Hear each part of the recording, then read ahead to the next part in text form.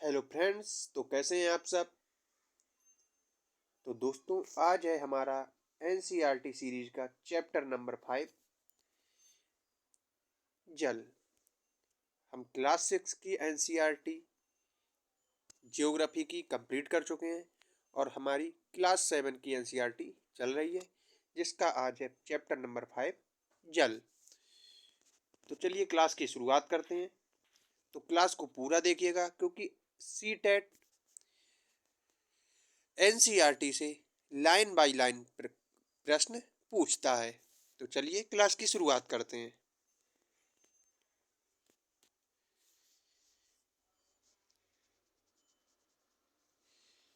सूर्य के ताप के कारण जल वाष्पित होता है और ठंडा होने पर जल वाष्प संघनित होकर बादलों का रूप ले लेता है और यहाँ से यह वर्षा हिम अथवा सहिम वृष्टि के रूप में धरती या समुद्र पर नीचे गिरता है। जिस प्रकार से लगातार जल अपने स्वरूप को बदलता रहता है और महासागरों, वायुमंडल एवं धरती के बीच चक्कर लगाता रहता है, उसको जल चक्र कहा जाता है।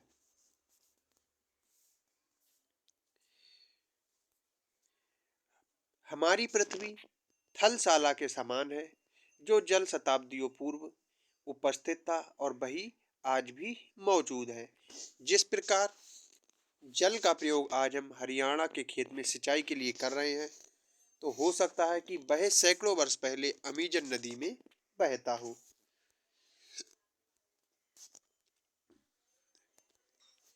आलवण जल के मुख्य स्रोत नदी, ताल, सोते एवं हिमनद होते हैं और महासागरों एवं समुद्रों का जल लवणीय होता है। इसमें अधिकांशतः नमक, सोडियम क्लोराइड या खाने के में उपयोग किया जाने वाला नमक होता है।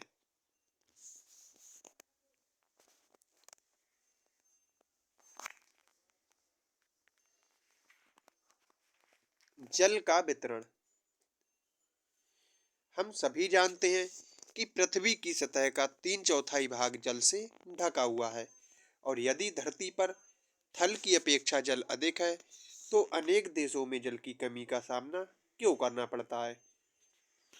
क्या पृथ्वी पर मौजूद संपूर्ण जल हमारे लिए उपलब्ध है। निम्नलिखित तालिका में जल का वितरण प्रतिशत में दिया गया है। लवणता 1000 जल में मौजूद नमक की मात्रा होती है और महासागर की औसत लवणता 35 भाग प्रति 1000 ग्राम होती है। महासागर महासागर के जल में 97.3% नमक पाया जाता है। बर्फ छत्रक 0.0.2.0%। भूमिगत जल 0.68%। झीलों का आलवण जल 0.009%। समुद्र स्थलीय समुद्र एवं नमकीन झीलें 0.009%। वायुमंडल में 0.0019% और नदियों में 0.0001%। इजराइल के मृत सागर में 340 ग्राम प्रति लीटर लवणता होती है और तैराक इसमें प्लव कर सकते हैं, क्योंकि नमक की अधिकता इसे सघन बना देती है। यानी कि अगर यहाँ पर कोई व्यक्ति पानी में उतरता है तो वह डूबेगा नहीं, वह उसके ऊपर तैरता ही रहेगा।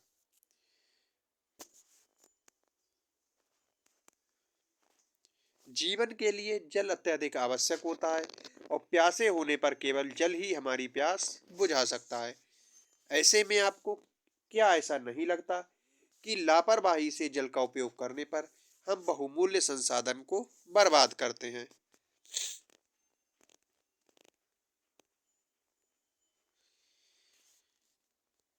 22 मार्च को विश्व जल दिवस के रूप में मनाया जाता है, जब जल संरक्षण की विभिन्न विधियों को प्रबलित किया जाता है। महासागरीय परिसंचरण। समुद्री तट पर नंगे पैर चलने से कुछ जादुई सी अनुभूति होती है और पुलिन पर नम बालू, ठंडी पवन, समुद्र पक्षी, वायु में लवणीय गंध एवं लहरों का संगीत सब कुछ सम्मोहित करने वाला प्रतीत होता है। ताल एवं झील के शांत जल के विपरीत महासागरीय जल हमेशा गतिमान रहता है और ये कभी शांत नहीं होता है। महासागरीय की गतियों में इस प्रकार वर्गीकृत कर सकते हैं, जैसे तरंगे, ज्वार भाटा एवं धाराएं।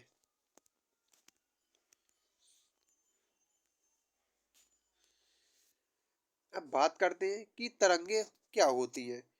समुद्र तट पर गेंद से खेलते समय जब गेंद जल में गिर जाती है तो क्या होता है, यह दृश्य बहुत ही मनोरंजक होता है कि कैसे तरंगे के साथ गेंद तट पर वापस लौट आती है। और जब महासागरीय सतह पर जल लगातार उठता या गिरता रहता है तो इन्हें तरंगे कहते हैं।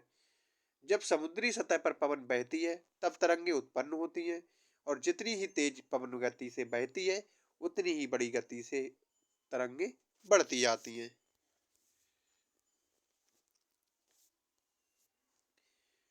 तूफान में तेज वायु चलने पर तरंगे उत्पन्न होती हैं और इसके कारण अत्यधिक विनाश हो सकता है।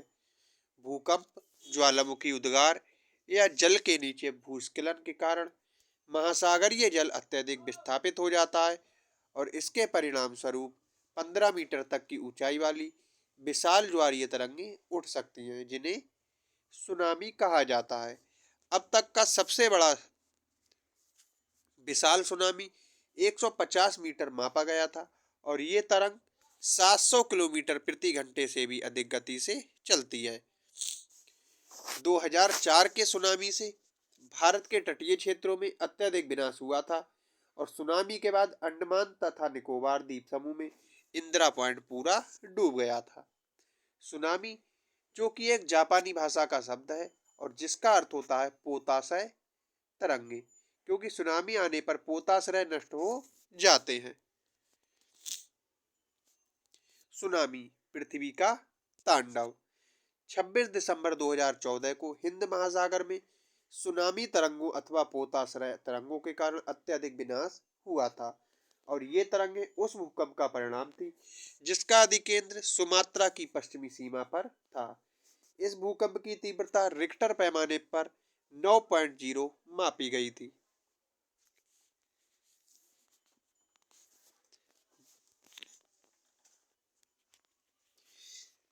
भारतीय प्लेट बर्मा प्लेट के नीचे धंस गई थी और समुद्र तल में अकस्मात गति उत्पन्न हो गई थी और इस कारण ये भूकंप आया था। महासागरीय तल लगभग 10 मीटर से 20 मीटर तक विस्थापित हो गया था और नीचे की दिशा में झुक गया। इस विस्थापन के कारण निर्मित अंतराल को भरने के लिए विशाल मात्रा में महासागरीय जल उसी ओर बहने लगा। इसके फलस्वरूप दक्षिण एवं दक्षिण पूर्वी एशिया के समुद्री तटों से जल हटने लगा। भारतीय प्लेट के बर्मा की प्लेट के नीचे चले जाने पर जल वापस समुद्र तट की ओर लौटा और ये सुनामी लगभग 800 किलोमीटर घंटे की गति से आई थी और जिसकी तुलना व्यावसायिक वायुयानों की गति से की जा सकती है। और इसके परिणाम स्वरूप हिंद महासागर के कुछ द्वीप पूर्णतः डूब गए और भारतीय सीमा का दूर दक्षिणी बिंदु इंदिरा पॉइंट, जो अंडमान निकोबार द्वीप समूह पे पूरी तरह स्थित था, वह पूरी तरह से डूब गया।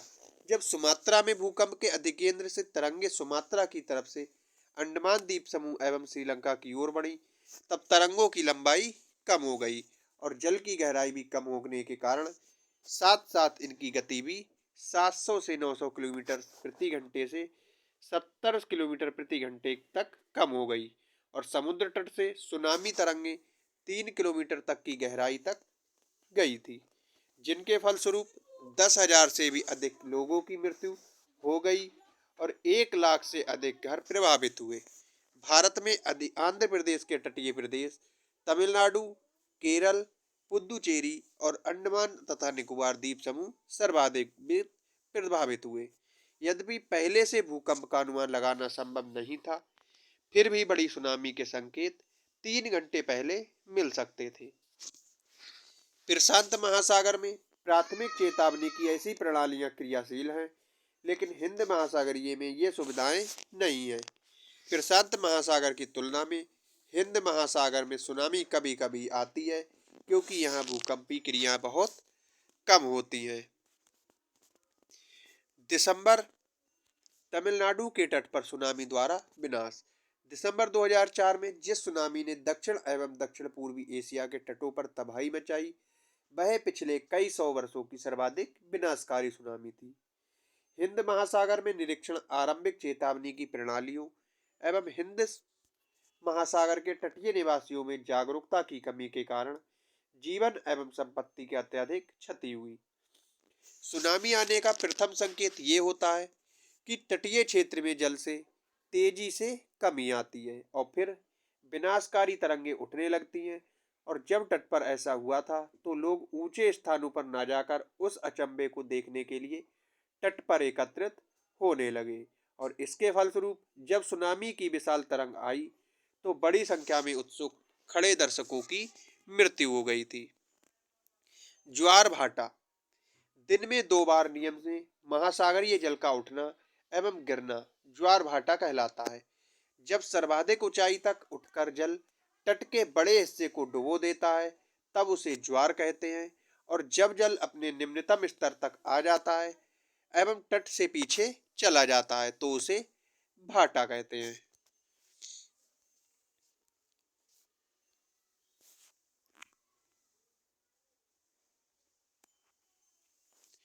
सूर्य एवं चंद्रमा के शक्तिशाली गुरुत्वाकर्षण बल के कारण पृथ्वी की सतह पर ज्वार भाटा आते हैं।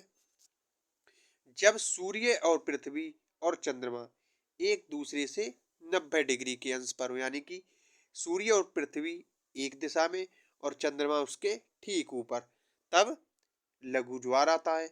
और सूर्य चंद्रमा पृथ्वी एक ही लाइन में होते हैं तब बृहत ज्वार आता है। जब पृथ्वी का जल चंद्रमा के निकट होता है तो उस समय चंद्रमा के गुरुत्वाकर्षण बल से जल अभिकर्षित होता है जिसके कारण उच्च ज्वार आते हैं। और पूर्णिमा एवं अमावस्या के दिनों में सूर्य चंद्रमा तथा पृथ्वी तीनों एक ही सीध में होते हैं और इस समय सबसे ऊंचे ज्वार उठते हैं। इस ज्वार को बृहत ज्वार कहा जाता है। लेकिन जब चांद अपने प्रथम एवं अंतिम चतुर्थांश में होता है तो चांद एवं सूर्य का गुरुत्वाकर्षण बल विपरीत दिशाओं से महासागरीय जल पर पड़ता है और परिणाम स्वरूप निम्न ज्वार भाटा आता है। ऐसे ज्वार को लघु ज्वार भाटा कहा जाता है। उच्च ज्वार नौ संचालन में सहायक होता है और ये जल स्तर को तट की ऊंचाई तक पहुंचा देता है। ये जहाज को बंदरगाह तक पहुंचाने में सहायक होते हैं और उच्च ज्वार मछली पकड़ने में भी मदद करता है। उच्च ज्वार के दौरान अनेक मछलियां तट के निकट आ जाती हैं। इसके फलस्वरूप मछुआरे बिना कठिनाई के मछलियां पकड़ पाते हैं। कुछ स्थानों पर ज्वार भाटे से होने वाले जल के कारण उतार चढ़ाव का उपयोग विद्युत उत्पन्न करने के लिए भी किया जाता है। महासागरीय धाराएं।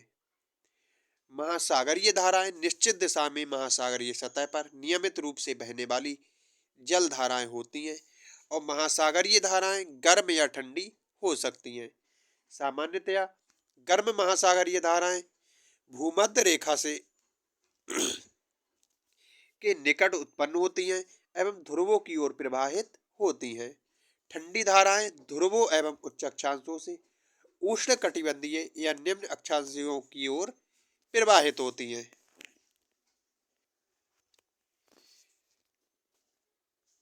लेब्राडोर महासागरीय धाराएं शीत जल धाराएं होती हैं जबकि गल्फ स्ट्रीम गर्म जल धाराएं होती हैं।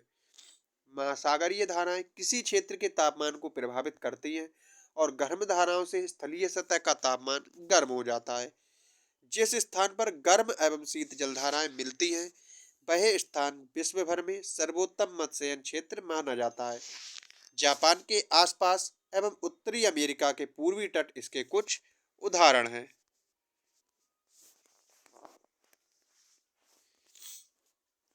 जैसे कि आप कुछ जलधाराओं को देख सकते हैं।